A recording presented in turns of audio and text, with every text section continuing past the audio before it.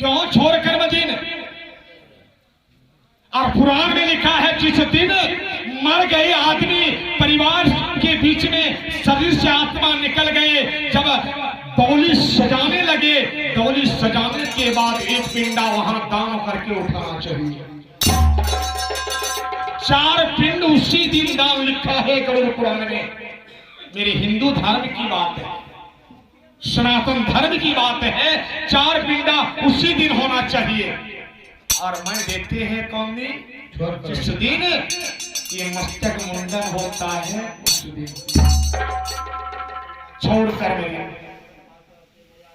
छोड़कर मदीने। ये बात 10 कर्म में कहना चाहिए, क्योंकि मेरे हिंदू धर्म में 48 प्रकार का श्राद्ध है। 1 2 नहीं बल्कि 48 प्रकार का श्राद्ध है। कोई कास्ट में अलग अलग नियम से होता है, हर कास्ट में। इसलिए छोड़ कर्म उसका जिस दिन मस्तक मुंडन हुआ उस दिन घाट पर मेरा 10 पिंडा पड़ा। और लेकिन कुरान में यहाँ कहता है कि उसी दिन 4 पिंडा होना चाहिए, चाहे ब्राह्मण हो या अथवा कोई जरूरी ब्राह्मण से नहीं है। एक पिंड आंगन में, दूसरा पिंड ले जाते समय गांव के बाहर चौके या चौराहे पर एक पिंडा वहां दान होना चाहिए। एक पिंड वहां होना चाहिए जिस पिंड का नाम खेचर पिंड बताया गया है। तीसरा पिंड जहां चिता जलाने के लिए सारा रचाया, और रचाने से पहले एक पिंडा वहां दान होना चाहिए। उसके बाद चिता, वो मृतक प्राणी की शरीर उस चिता पर सोला करके एक पिंड उसके छाती के ऊपर दान होना चाहिए। राजा हरिश्चंद्र डोम के घर में डूब गया था। उससे राजा हरिश्चंद्र को भोजन क्या मिलता था? उस डोम के यहां से नहीं, बल्कि वही 2 पिंडा जो घाट में, शमशान घाट में जो दान देता है, वही 2 पिंड उसका भोजन। इसलिए 4 पिंडा का विवरण उस दिन दिया गया है। और उसके बाद चिता संस्कार करने के बाद इतना तक बताया है महाराज कि प्रत्येक दिन एक पिंडा दान होना चाहिए। पर अपना सत्कर्म हम तो जानते नहीं है। क्यों नहीं जानते हैं? क्यों नहीं? आज की जमाना ऐसा है, अभी बैठा है ना, देखे अभी मोबाइल चल रहा है। क्या करने जानेगा? मरने के बाद जानेगा। जब उसका राम नाम सत्य होगा तब जानेगा, नहीं ना। जो जानना है अभी मेरा समय है, जान लीजिए। सीताराम सीताराम सीताराम कहिए, प्यारे वही जो राम प्रभु चाहेगा। अच्छा, अगर पुत्र भी मिलता है अपने कर्म से,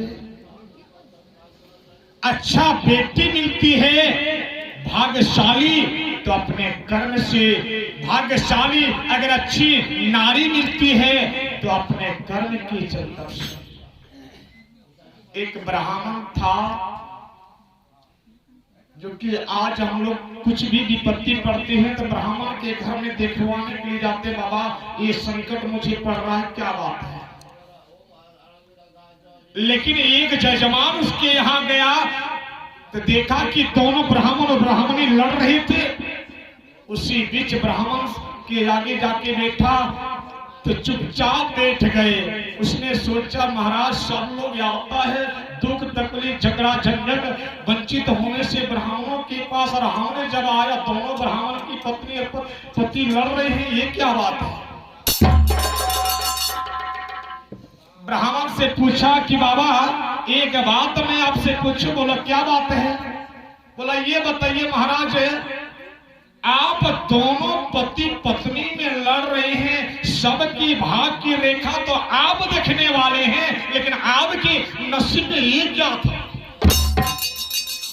ब्राह्मण बोला महाराज इतना दिन है जितना जजमान आया था अपने संकट लेकर के, लेकिन ऐसा जजमान आज तुम जो आया है जो मेरे संकट के बारे में पूछा है।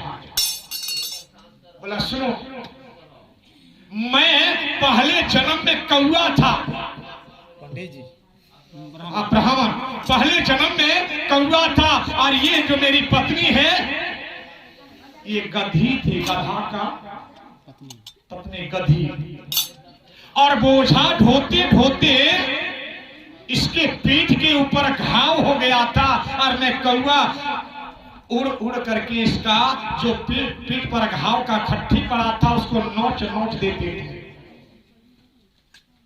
और लहुआ लुहान कर दिया।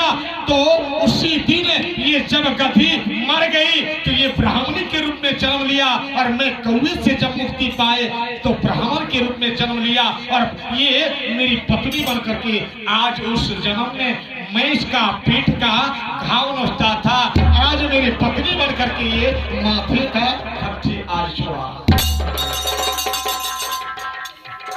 नारी भी अच्छी मिलती है ना तो अपने कर्म द्वारा, और लोगों को अगर बेटी जन्म हो गए ना तो पूछिएगा क्या बेटी जन्म हुआ, 7 हत्या का बोझा लगा। अरे भैया बेटा होता है भाग से, और बेटी अगर जन्म लिया तो सौभाग्य से। भाग को 100 गुना कीजिए तब बेटी का जन्म होते हैं। जिसके घर में बेटी नहीं है वो सोचिए उसका जान कभी पवित्र नहीं हो सकता। पैसा तो बची जैसे जगह घर से तिलकवास तो बची लेके गया, आजमा गई ना, कितना पैसा था, कितना दौलत, कितना मकान था, कौन बेटा बेटी लगा दिया माँ के ऊपर, कौन पुत्र बधू। अभी भी भजन हो रहा है, अभी तक कहा कि